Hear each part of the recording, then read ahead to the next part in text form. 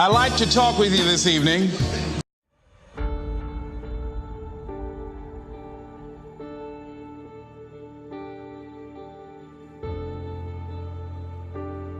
I knew I was on a mission, on a very specific quest, you know?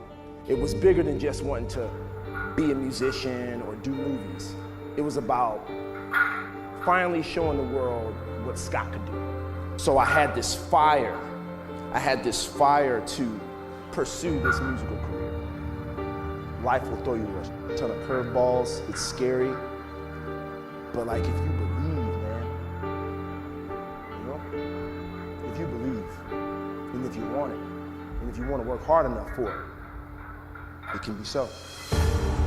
One of the things I have realized, and many of us have, that if you want something out of life, if you want to change yourself, if you want to acquire something, if there's some goal that you want to reach, that it's really not easy as some people will make us feel. That living your dream, changing your behaviors, overcoming negative habits, it's challenging. It's hard. That living alone is just very difficult. And once we begin to come to grips with the fact that living is difficult, always something, you will never ever have a problem-free moment in life. Many of us never realize our greatness because we become sidetracked by secondary activity. We spread ourselves too thin, don't know how to say no, and we find ourselves doing all kinds of things and never ever have time to do those things that we need to do to work on ourselves. And then there goes a second, there goes another second, there goes another second, and we can't stop and hold time. And before you know it, you wake up one day and you're behind in your dreams and your bills. You have till midnight to dump out all jealousy, all pettiness, all unforgiveness, all strife, all malice, all confusion, all blaming other people for your mistake. You got till midnight to get rid of every poison that's hindering you. Woe be unto you if you go into another year and waste another year with the old mentality while somebody's in the hospital begging God for the opportunity that you have right now. You better step into this moment. Don't just talk about your grind. Don't just talk about how much you're this and that. Show me. So when you're challenged by life, what are you gonna do? When you feel like you're at your lowest point in life, will you throw in the towel? Or will you make the move to make it?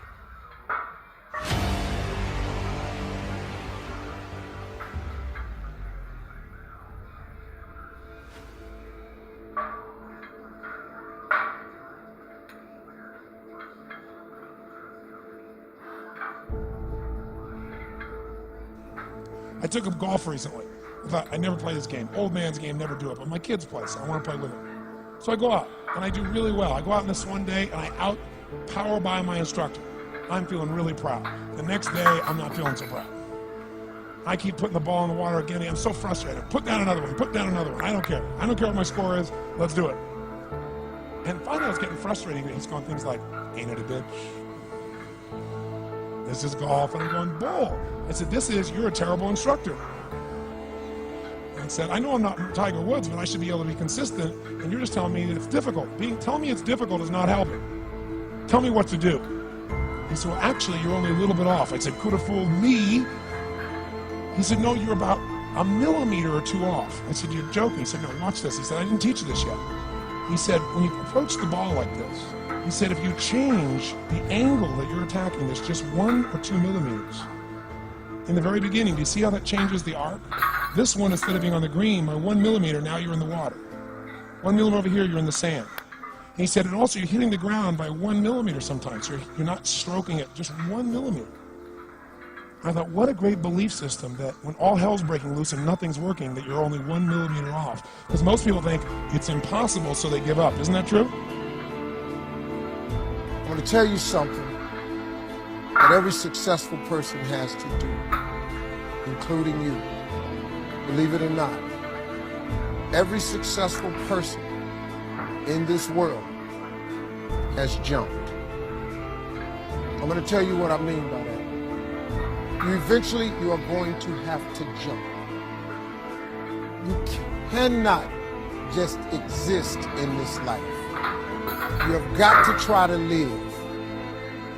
If you are waking up thinking that there's got to be more to your life than it is, man, believe that it is. Believe in your heart of hearts that it is. But to get to that life, you're going to have to jump.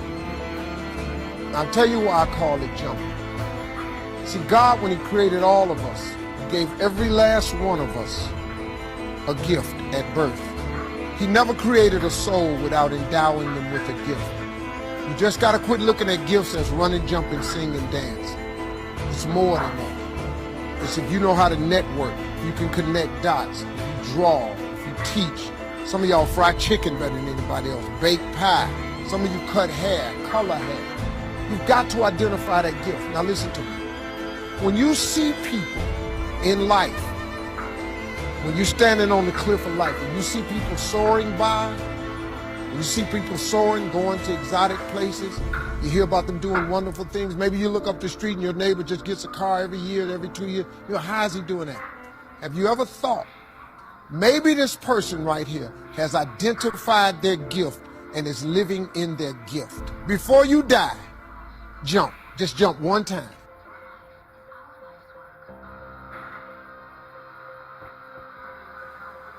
My dreams don't live down there. That's what my granddad used to tell me. When I used to walk in them projects, I look down and I see crack needles. I see bullets.